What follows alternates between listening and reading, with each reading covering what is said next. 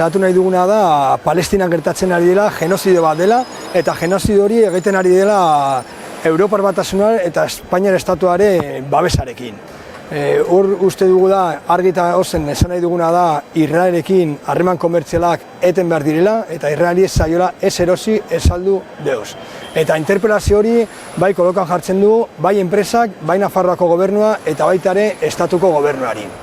Eszenatoki horretan ikusten ari duguna da, UGT eta komisionesek estatuan egiten ari duten dinamika mobilizatzailea Sánchezen gobernuari babesa emateko dinamika bat dela, eta gu horrekin ez gatoz bat, azken finean gogoratu behar dugu nola Espainiar Estatuak gaur egun Israelekin harreman komertzialak mantentzen dituela.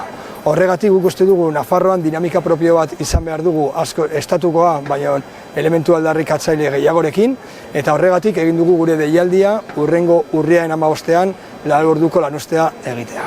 Eta gure azken mezua Nafarroako langileentzat da, eta eskatu nahi diguna da urrengo urriaren 15ean lan zentroak hustutzea eta Nafarroakoak kaleak betetzea Palestinaren alde.